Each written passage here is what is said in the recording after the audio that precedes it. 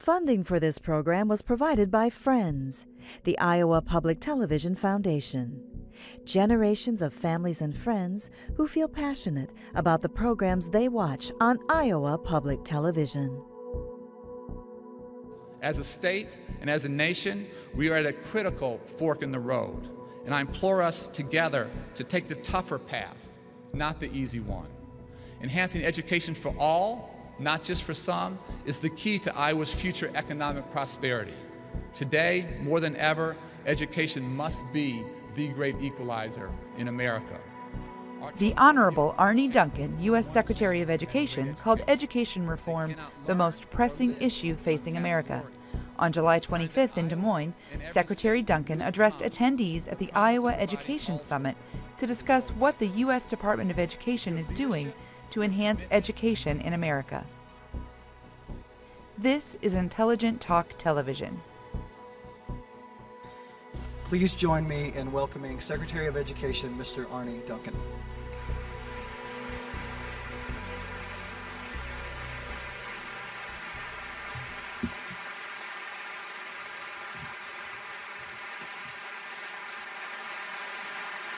Thank you so much. Jason, thank you for that kind introduction. Thank you for that kind introduction and all of your hard work. I'm excited to be here this morning with you and to participate in the Iowa Education Summit with Governor Branstad and so many distinguished educators, school leaders, district administrators, lawmakers, and parents, all committed to giving Iowa's children a world-class education. Everyone here knows that Iowa has a rich educational tradition with many outstanding schools and great teachers. For decades, and as recently as 1992, Iowa students either led the nation in student achievement or were right at the top of the pack. The Iowa Test of Basic Skills began, not surprisingly, right here in Iowa. So did the ACT assessment. Governor Branstad has also had an enduring commitment to education reform. More than 20 years ago, in 1989, he helped organize the formative National Summit on Education. And in Washington, Iowa has had a tireless champion for education, my good friend, Senator Harkin.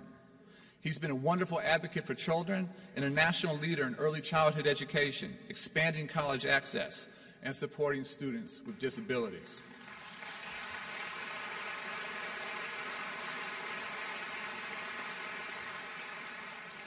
Yet, we're all here today because we know that Iowa cannot rest on its laurels. In fact, no state today can afford to be self-satisfied or to simply perpetuate the status quo. The standard for success in the information age has risen dramatically, and today, not enough Iowa's children are receiving the world-class education they need to succeed in the global economy. In the knowledge economy, the countries that out-educate us will out-compete us. And the hard truth is that Iowa has started slowly slouching towards educational mediocrity. Over the last 2 decades, Iowa has stagnated educationally. As the report prepared for this summit, Rising to Greatness shows, many nations and states are now outperforming Iowa. My fervent hope is that this summit will serve as an urgent wake-up call for all of us. For too long, academic standards and expectations have been set too low. Innovation to boost and accelerate learning has been slow and sparse, and Iowa has not done enough to attract, prepare, support, evaluate, and reward top talent in the classroom. These may be unpopular conclusions to draw, and a lot of people still reject that picture. They think the schools they send their children to are just fine. Education is a problem for other people's children and other people's schools. It's the urban minority students, the disadvantaged rural students, the immigrant children who are English language learners that drag down the state's performance. But I'm here today to say those explanations for mediocrity are exaggerated. Those excuses simply won't fly anymore. This is not a time for complacency. And ironically, there may be no better example than Iowa of how America is failing to provide a world-class education for children without the special challenges of poverty and language. As the report Rising to Greatness spells out, no state scored significantly higher on the National Assessment of Educational Progress in Iowa in both reading and math 20 years ago in 1992. Iowa at that time was absolutely at the mountaintop. But today, the picture on NAEP, the Nations Report Card, is quite different. It's not that student achievement is declining in Iowa. Instead, it's that students in many other states and nations are rapidly improving and are now outperforming Iowa's children. By 2009, Iowa's 8th graders had gone from the top of the pack in math on the NAEP to having 15 states outperform them.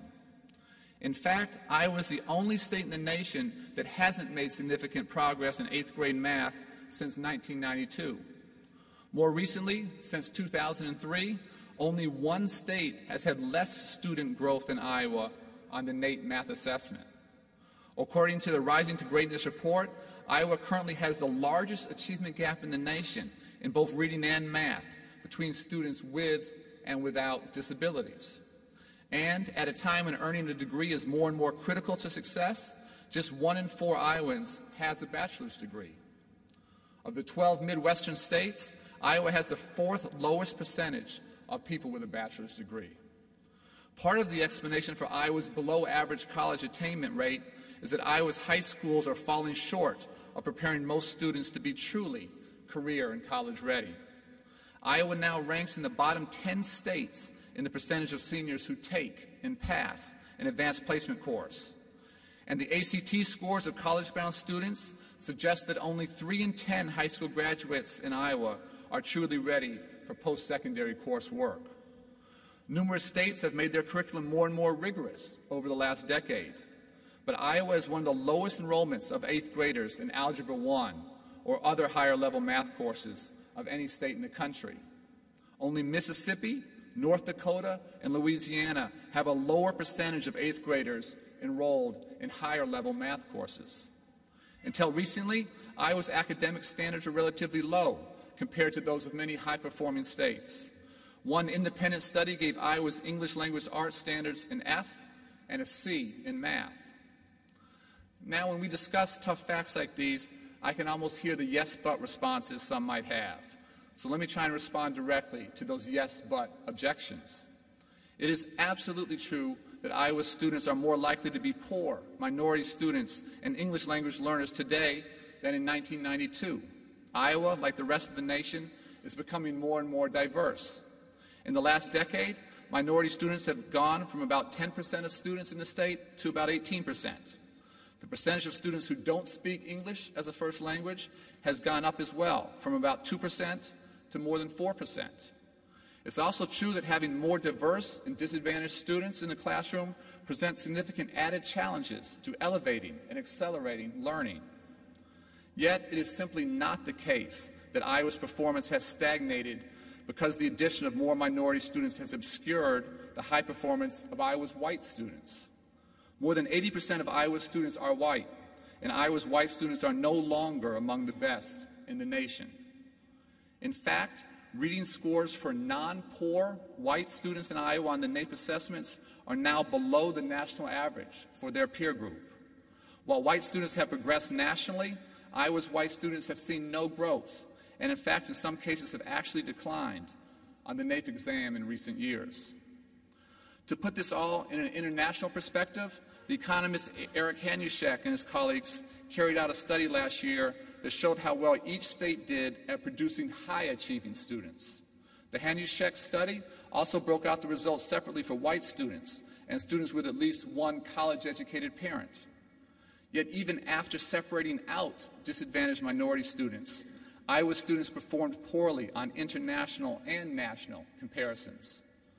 If Iowa was a country, was its own country, the Hanushek study suggests that it would rank 53rd in the world in producing students at an advanced level in math, behind 33 nations and provinces and 20 other U.S. states. But the results for Iowa's white students alone are even more telling. White students in 29 U.S. states are more likely to be advanced in math than white students here in Iowa. And all students in 30 nations and provinces are more likely to be advanced math students than just the white students alone here in Iowa. Put another way, Hanushek's study suggests that countries like Slovenia, Estonia, Slovakia, Poland, and Lithuania produce a higher proportion of math students across their entire student population than the Iowa school system does among its white students alone. Simply put, today, other countries are out-educating Iowa. They're doing a better job of promoting educational excellence. And in the knowledge economy, that is not nearly good enough, because Iowa students are no longer competing just against their peers in their community, in their district, or in the state.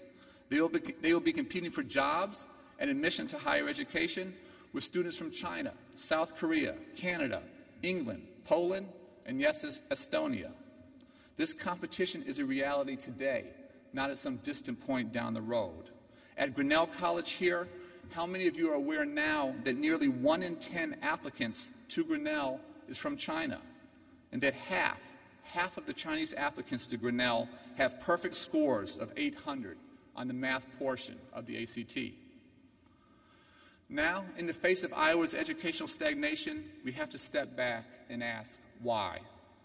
Why have other states and nations made dramatic educational progress, even as their student populations became more and more diverse, while achievement here in Iowa has leveled off?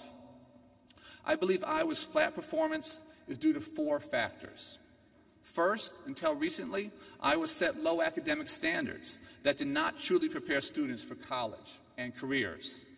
Every state should set a high bar for success.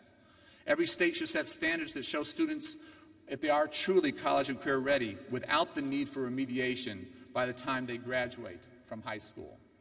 Second, Iowa has not been a leader in implementing innovation to increase learning. Iowa did not receive a Promised Neighborhoods grant.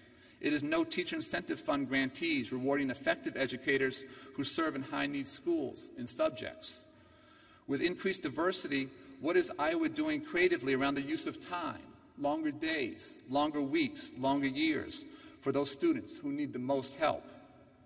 Only one Iowa project received a small Invest in Innovation, or I-3 grant, and Iowa is one of the weakest charter school laws in the nation, limiting educational flexibility and experimentation. Iowa finished well out of the running for a Race to the Top grant. The state's application itself candidly described Iowa's educational system as a stalled system. The independent experts who reviewed Iowa's Race to the Top application felt that the state was not pursuing transformation reform on an aggressive time frame. To be sure, Iowa has implemented a laundry list of reforms in recent years, but the state and school districts haven't done enough to measure the impact of those programs on student learning. Third, Iowa, unlike some states, has not been an educational leader in a national leader in increasing educator effectiveness.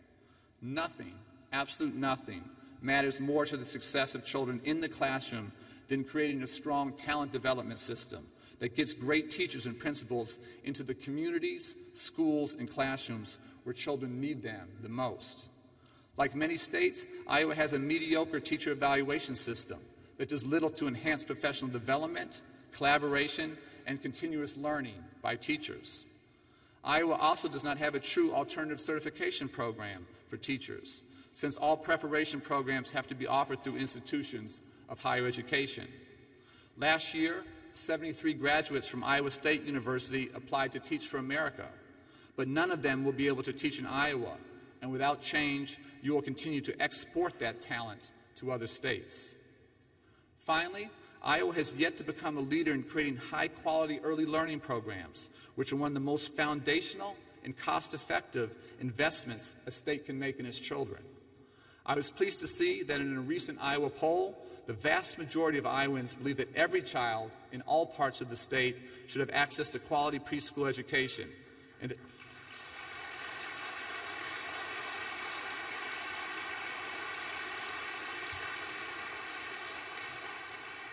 And that a commitment to free public preschool will pay off for Iowa by making the state more attractive to business and families.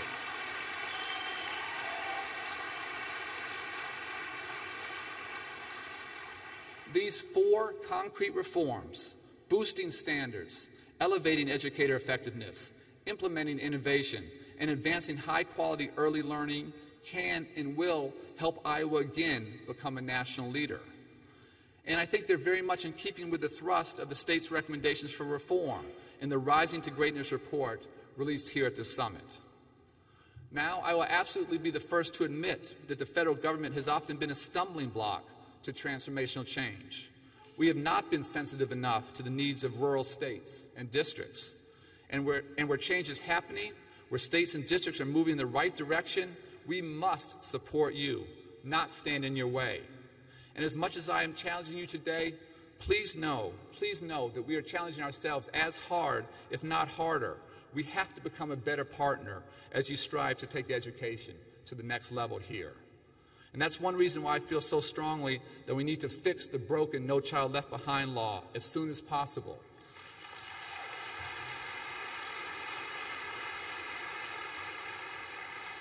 We must fix it so that states can continue to lead the way on raising standards, measuring and supporting teacher and leader effectiveness, and closing achievement gaps. We need a law that supports teachers and students and parents at the local level, not one that is so punitive and prescriptive as it is today. Senator Harkin has been a great partner working in this effort, working across the aisle with Republicans and Democrats alike. But if Congress doesn't get a bill done, we will use the tools at our disposal to provide regulatory relief and partner directly with states that want to take education to the next level. I desperately hope that Congress will act. But if it doesn't, I promise you that our Department of Education will. I refuse to go through another school year with a law that is so fundamentally flawed.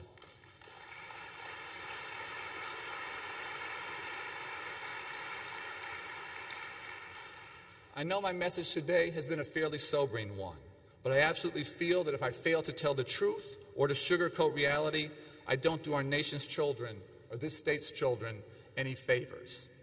And despite the very real challenges we face together, I'm actually very optimistic that Iowa is taking important steps to provide its students with the world-class education they need and deserve to succeed in this globally competitive information age.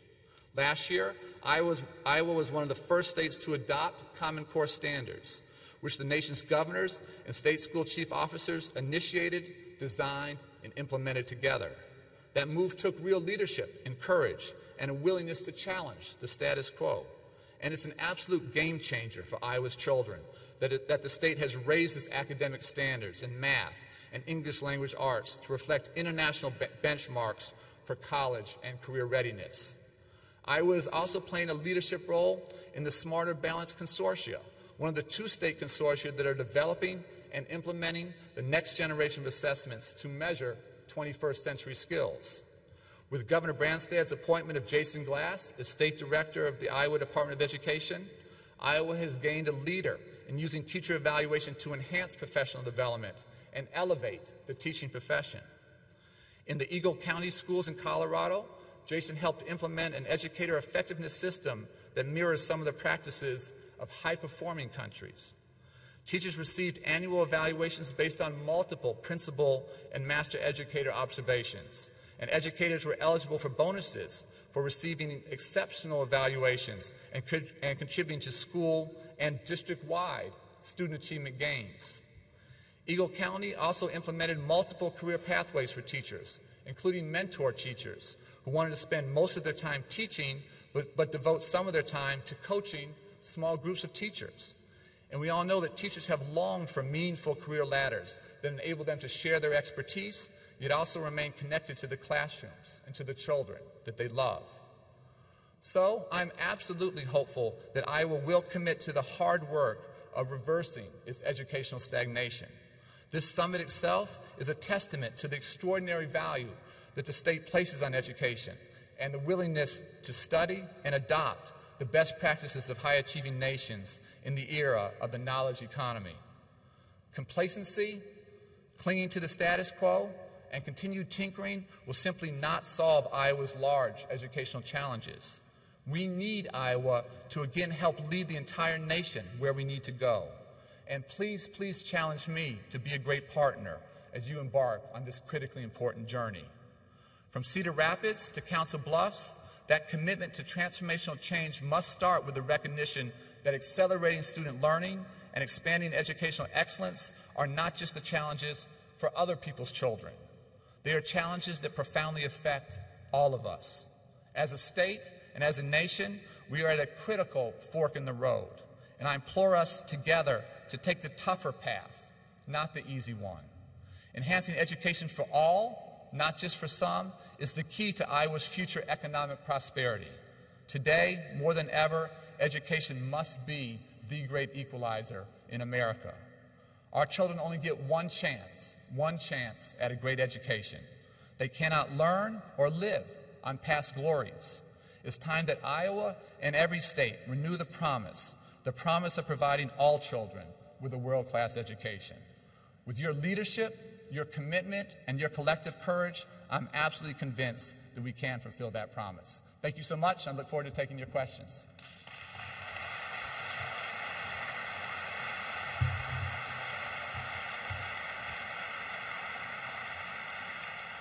Well, thank you, Secretary Duncan. And as a show of honor for you being here today, we're taking up a collection to bestow upon you one of the greatest honors that can be bestowed on anyone, which is to have a butter sculpture of yourself made for the Iowa State Fair.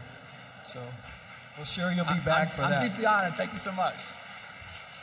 We have several questions from the audience, but since I have the microphone, I'll take the opportunity to ask the first one.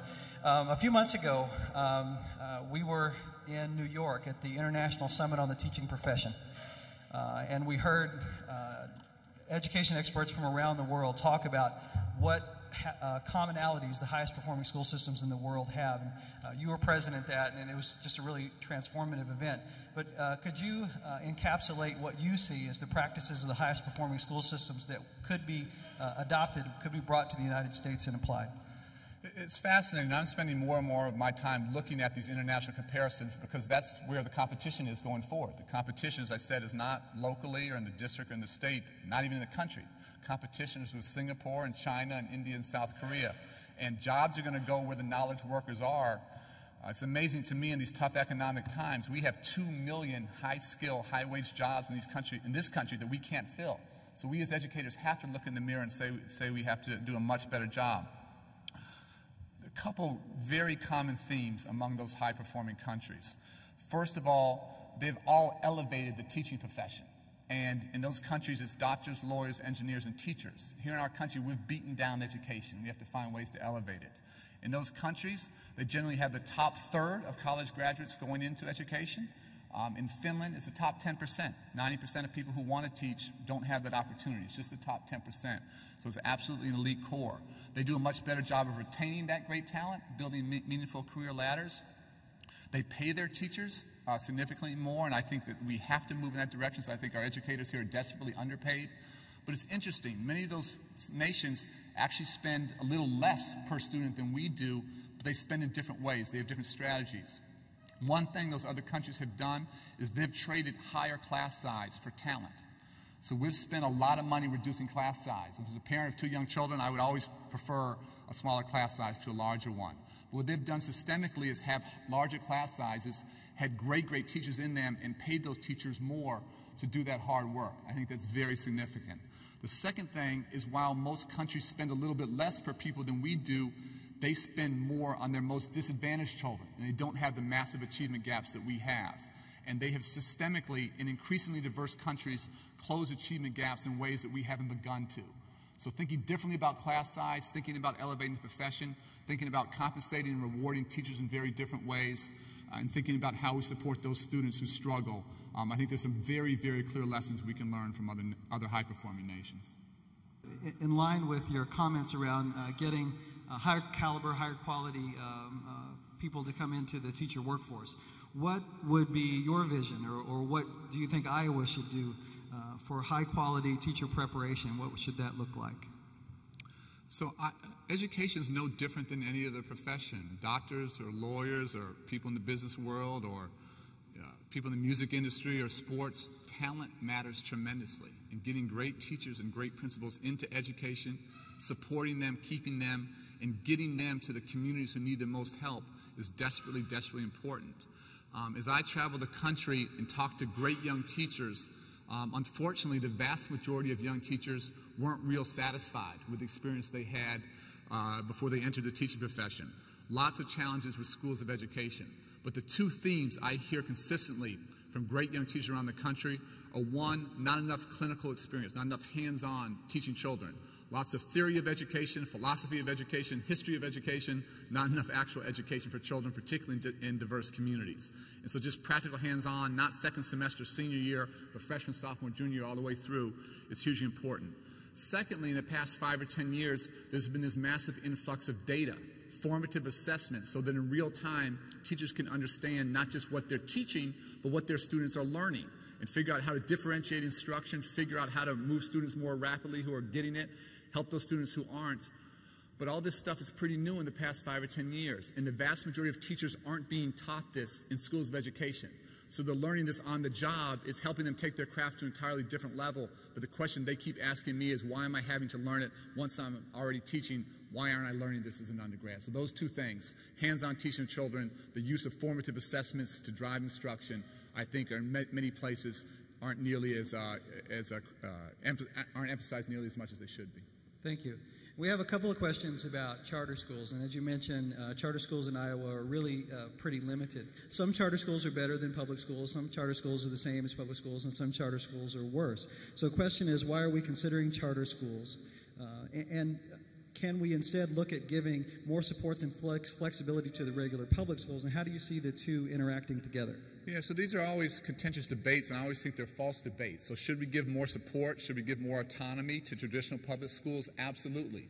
Should we be replicating the high-performing traditional public schools? Absolutely. Should we create low-performing charter schools? Of course not. But what we need in this country are just more good schools. And where we have great traditional schools, let's absolutely support them, learn from them, replicate them, figure out those lessons. But where you have high-performing charters, to say that there's no space or no room for them doesn't make sense to me either. We just need more good schools in this country. And I always say that, you know, a 7-year-old child, they don't know if they go to a traditional school or a magnet school or an IB school or a charter school. Does my teacher care about me? Are there high expectations? Am I learning? We need a lot more schools that look like that, and a lot less schools where students aren't fulfilling their real academic and social potential. A common issue that we sort of struggle with as educators is we're always wanting more funding, right? And over the past 30, 40 years, we have seen a ratcheting up of education spending at a rate faster than inflation. And we see happening in states all across the country that sort of may be coming to an end. And even though Iowa has a surplus, we certainly went through a legislative session where that discussion about, do we continue to ratchet up spending in education? Do we continue that practice? What are your thoughts on going forward? What does the funding for education look like, and how can we use money in smarter ways? So these are extraordinarily tough budget times, and Iowa's been more fortunate than most states, but Iowa certainly hasn't been immune to these tough times, and this is tough at the federal level, at the state level, and the local level.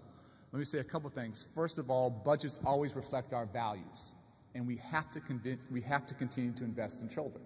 And I always say education is an investment, not an expense. The president's trying to lead by example. He's basically flatlined domestic spending. He's asked for a $4 billion increase in our budget in education. But having said that, these are tough economic times, and they're not going to turn around tomorrow. And so I think the honest conversation we all have to have is around what we call the new normal of tough budget times, and how do we use scarce resources to get maximum impact for children. I've challenged all 50 governors that what I really struggle with is, let's say a state has to take a 2% cut or a 5% cut. For me, the worst thing you can do in that situation is cut 2% across the board, or cut 5% across the board. Because what that tells me is you have no idea which of your investments is making a difference. In tough economic times, there's certain things you should be eliminating, you should stop doing, certain things you should be doubling down on and dramatically increasing the funding. But we have to understand what's making a difference in students' lives. We're very good in education at starting new things. We're less good at stopping certain things. And I think we have to really challenge ourselves to think about that. How districts and states work together around purchasing, around health care insurance, how we think differently about time. I think there's maybe tough economic times are going to force a conversation we need to have. One big area that I think education's always slow is around technology. Technology has transformed how everyone here does business. It's transformed how everyone here interacts socially. It's leading to democratic revolutions around the globe. And it's changed education at about 2% on the margins. We talk about international competition. You may have seen in the past month or so, South Korea said 5 years from now, 2015, there'll be no more textbooks in that country. Everything will be digital based. And so we're going to continue to lag, or we're going to get ahead of that. And I think thinking about how we use technology to deliver content, deliver information 24/7, not 6 hours a day, 5 days a week, is something we have to do. One quick example there, the president and I went to an inner city, a tough high school, all basically first-generation college goers in Boston, Tech Boston, where students are doing homework and teachers are giving assignments on cell phones. Very different way of thinking about it, but almost every child in our country, rich, poor, black, white, Latino, they all have cell phones. Why aren't we delivering content to them, 24/7? So I think there are lots of things in tough economic times that forces us to think differently, and we have to look at this crisis as an opportunity to break through. Thank you. And you mentioned that frequently in education we're really good at starting things and not so good at thinking about what we should stop doing. And that can lead to some skepticism, some burnout on the part of educators when we come out with the next new thing. I think I have a question here that gets to that, some of that frustration, which says, how can we encourage, and with an emphasis on encourage, how can we encourage Iowa's teachers after years of jumping through ever-changing hoops? Well, as I said, one of my biggest worries is I think great teachers, great educators have been beaten down. And I think great teachers and principals are the unsung heroes in our society. They're doing extraordinarily difficult work, often in very challenging situations without enough resources. I'm so proud of the hard work that teachers are doing. So I think the challenge is, again, how we do much better professional development, how we build real career ladders to support teachers growing, how we identify those great teachers and learn from them, replicate their successes, put them on a pedestal. I think in education we've been far too scared, for some reason, reluctant to talk about success and to talk about excellence. And then ultimately, with a baby boomer generation moving towards retirement, we're going to need about 1 million new teachers in this country over the next 4 to 6 years. So we have to think a lot about how we bring in great talent, and this is a once-in-a-generation opportunity. Our ability to attract that talent and retain that talent is going to shape public education for the next 30 years. So it's an amazing opportunity, and we have to get this right. And just sort of jumping on that, attracting and retaining that talent, the question comes, why don't we treat and respect our teachers as professionals and pay them as professionals? So what sort of ideas might you have about compensation and also raising the esteem, the respect for the teaching profession? I think we have to do that. And let me be clear, compensation should always be just a small piece of what we do. And no one goes into education to make $1 million. Teachers are the most altruistic, the most thoughtful, the most selfless people I know. But at the same time, you shouldn't have to wait 30 or 40 years to make a decent living. You shouldn't have to take a vow of poverty to enter the profession. And if we raise starting salaries very significantly, if great teachers could make $120,000, $140,000, $150,000 much earlier in their career, I think that'd be a big step in the right direction for attracting and retaining talent. So I think we have to fundamentally break through there. And this is going to take some trade-offs. I think we have to find those resources at the federal level, at the state and the local level. I think it also means, part of being a professional is a lot more autonomy, less sort of punching the clock, longer days, longer years, longer hours, whatever it might be. But I think this is the right thing, and I think it's, again, we try and attract this next generation into the profession. If a great teacher at 29, 30, 31 can make $110,000, $115,000, I think it's going to really change our ability to attract and retain that talent. What is your definition of what a world-class school system looks like, and what are world-class expectations for students? So that's a very long answer. I want an educated citizenry. I want folks who can have a thoughtful, can thoughtfully participate in our democracy. I want young people who have options once they graduate from high school, be it college or career. And again, like charters versus traditional schools, I think this college versus career is a false dichotomy. The simple fact of the matter is that as a country, we're not producing today enough students who are ready to be successful in college, and we're not producing enough young people who are ready to be successful in careers. And I think post-high school graduation, some form of education beyond that, 4-year universities, 2-year community colleges, trade, technical, vocational training, that has to be the goal for every single young person in our country. Just graduating from high school is no longer good enough. And I think our students, our young people are as smart, as creative, as innovative as children anywhere in the world. we simply haven't expected enough of them. We haven't demanded enough. We haven't encouraged them to up their game. And as we do that, as states like Iowa raise standards, college and career ready standards, I can't tell you how important that is. So I really think it's incumbent upon us as adults to raise the level of expectation very significantly. Thank you. A question comes about thinking about student achievement in a broader perspective than just on a standardized test result. What are your thoughts around that, or ideas around how student achievement might look in a way that's measured other than just through a standardized assessment? I think you have to look at a whole host of assessments, but the big thing you want going forward is not just students who can fill in a bubble test. That's not going to make them competitive in today's global economy. You want students who can think critically, who can express their ideas verbally and on paper, who can work in diverse teams, who can constantly reinvent their jobs and reinvent their work as the world changes faster and faster. And so you need students who have a set of skills. And again, this is interesting, whether you're going the college route or the career route, it's basically the same set of skills that folks are looking for. And as we raise standards, as we come to the next generation of assessments, that's going to force, I think, significant change in curriculum. And all of this is very, very helpful. All of this leadership is being provided not by me or anyone else in Washington. All of this is coming at the state level and the local level. And I'm just so proud of the governors and the chief state school officers for driving this national change. Just to take 1 second on it, historically, under No Child Left Behind, the vast majority of states, or I shouldn't say the vast majority, too many states, including the state I'm from Illinois, they dummied down standards to make it look like students are being successful. And we dummy down standards, we do a grave disservice to our children. We're basically lying to them. Give you one quick example, Tennessee. Tennessee, under the previous situation, my numbers aren't going to be exact, but they're pretty close. When they dummied down standards, they were saying that 91% of their young people were proficient in math, 91%. When they raised standards, raised the bar, that number went from 91% to about 43%. Massive drop. But for the first time, Tennessee was telling its state and its young people and its parents the truth. And we need that kind of courage, and we need to support those political leaders who are willing to do those hard things to really raise the bar and make sure our students, once they graduate from high school, truly are college and career ready. Thank you. We've been talking about achievement gaps for a long time in education, going back to the Coleman report in the late 60s. Even though that report was really the first time that we highlighted achievement gaps in this country, we've been working on it ever since. They're just so persistent. Iowa has achievement gaps related to race, related to poverty, related to English language learners, and a really intolerable achievement gap for students with disabilities. So I wonder what you've seen in places that have been able to close the achievement gap. What strategies have they taken for all of those achievement gaps, and in particular with students with disabilities?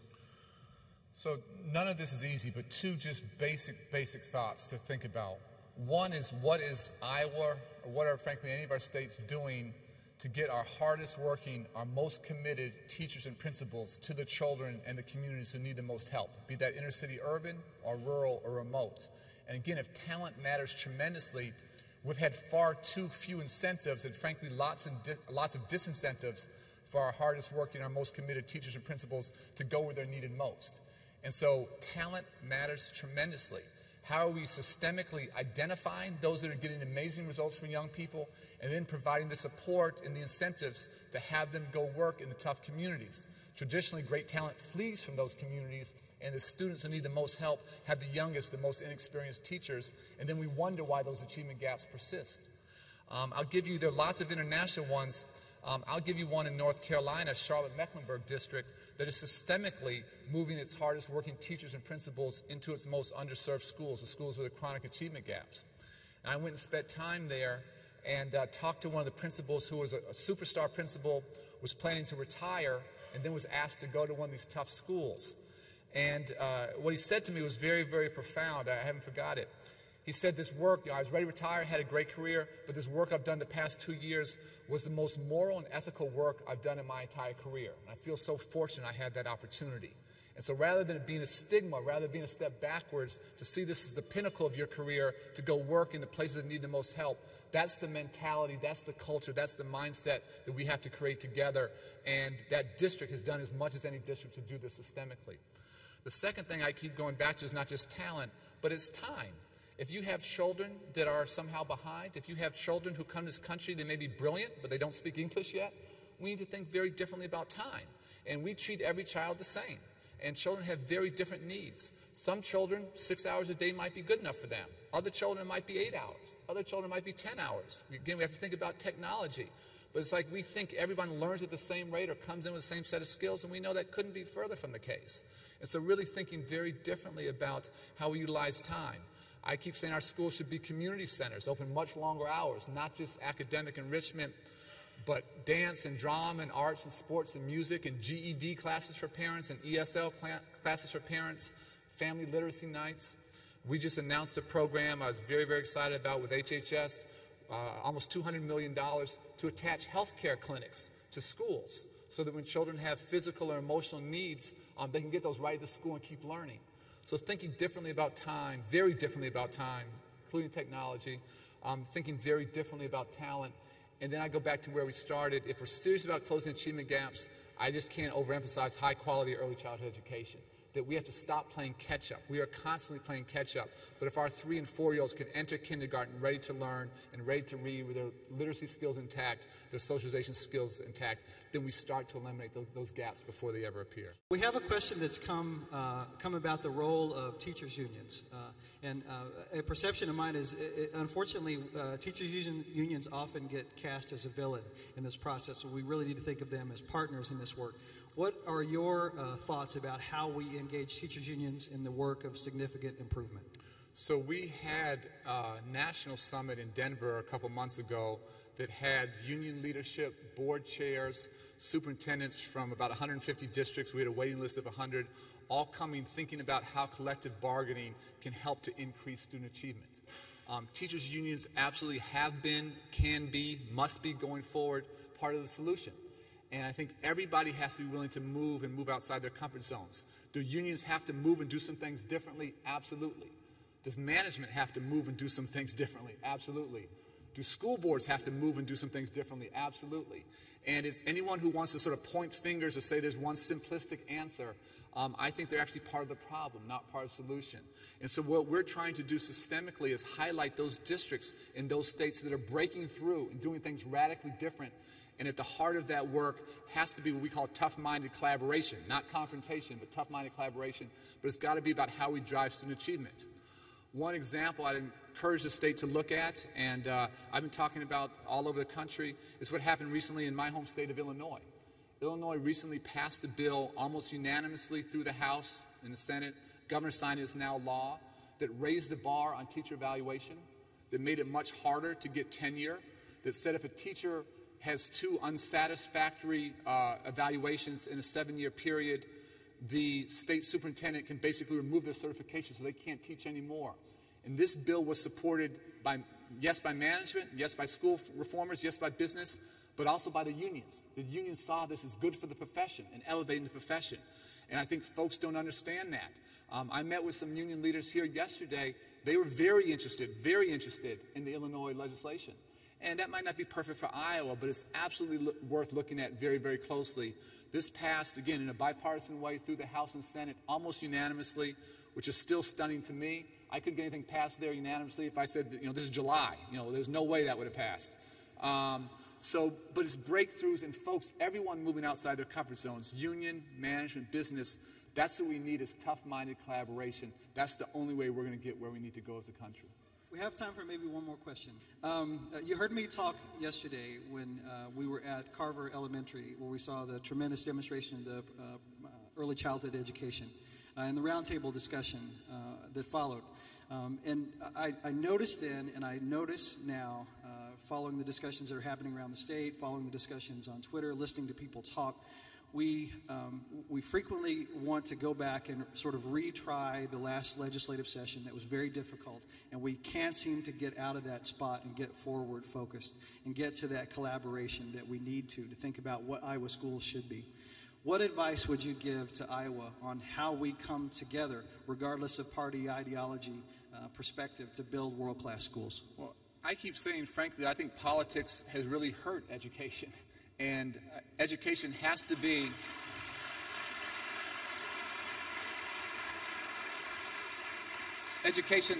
bipartisan, non-ideological, whatever the right word is. I saw governors across the country, Republicans and Democrats, dummy down standards over the past 10 years. And no one complained about that. That was somehow okay. That wasn't a Republican or Democratic move. That was a lack of political courage. I would just urge all of you, and unfortunately Washington's a horrendous example right now, but do the right thing by children. And all of us as parents, business leaders, community leaders, educators, we all want the best for our children. Iowa has this rich, rich, rich legacy. Iowa, like the country, got a little complacent. Iowa's not unique. Our country, one generation ago, led the world in college graduates. Like Iowa, our country stagnated. 9 other countries passed us by, and we're paying a price for that educationally. So I would urge everyone here, put aside politics, put aside ideology, and think about how we get dramatically better results for children. Now, will there be a real debate and disagreements and difference of opinions there? Absolutely. But that's a healthy debate. That's a very healthy debate. Let's have that. Let's try some things. If they don't work, let's have the courage to stop doing them and do some other things. But as you said perfectly yesterday, Jason, just tinkering right now around the edges, incremental change is not going to get us where we need to go. This is going to be tough, tough work. We have to do it with a sense of urgency. We have to do it with a sense of commitment and passion that's been lacking for far too long. If we do that, Iowa can help lead the country back to where we need to be. If Iowa doesn't do that, I worry tremendously about the young people of this country, the young people of this state. So it's an amazing opportunity, going to be very, very hard. But if you just keep it the focus of everything you're doing, not politics, not ideology, not the history, good or bad, not a tough legislative session, but how do we take student achievement to an entirely different level, I think this state could do something of national significance.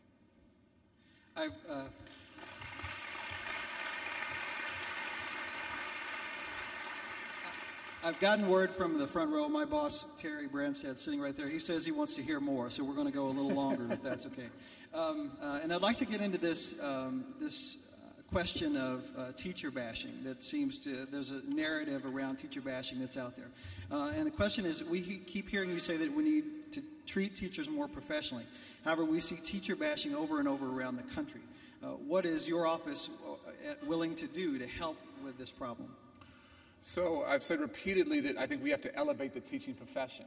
And that means a couple different things. There's a vigorous debate going on in this country around teacher evaluation, and I think that's an important debate to have. I learned a lot coming to Washington. One of the things I thought was a joke, but unfortunately was true, is we had states that had laws on their books that made it illegal. It was against the law to link student performance and teacher evaluation. Pretty stunning, against the law. All those laws are gone. What we need is meaningful, robust teacher evaluation that looks at multiple measures. So where you say we have a law that says teachers have no impact on student achievement, I think that's a disaster. The other side of that is anyone who thinks that 100% of a teacher's evaluation should be based on a test score, I think that's a disaster. I think there's a common sense middle ground that the country's trying to move to that looks at multiple indicators. Yes, student growth and gain. Again, I'm not interested in absolute test scores, but how much are students improving each year? How much are ELLs improving versus other ELLs? How much are students with disabilities improving versus other students with disabilities? Looking at evaluation, whether it's by principals, whether it's peer review, looking at what you're doing to contribute to the larger school community, looking at your professional development. There has to be a whole set of things we look at. What bothers me as a country is we've treated every teacher as if they're the same. We haven't rewarded and recognized and understood excellence and learned from it. We haven't supported those teachers in the middle who are trying to become world class. And we haven't moved out those teachers at the bottom where after support and mentoring is not working. And so if evaluation isn't working for anybody, any adult, I promise you it's not helping children. And so these are tough conversations. It's change. We're not going to get it perfectly coming, this year. But I hope 2 years from now we're in much better shape than we are today. And I hope 5 years from now we're much better than we are today. We've let the perfect be the enemy of the good. And what we've had is a dysfunctional system. So I think really rewarding excellence, spotlighting it, giving those teachers a lot more responsibility, giving teachers a lot more autonomy, but holding them accountable for results, that's what teachers want. I've talked to thousands of teachers around the country. I've never talked to one teacher, not one, who was scared of accountability. They just want it to be fair. They just want it to be fair. They want to be at the table when it's set up. I think that's not too much to ask. I think that's absolutely reasonable. Please help me thank Secretary Duncan for taking the time to come to Iowa and share these remarks. Thank you so much. Thank you so much.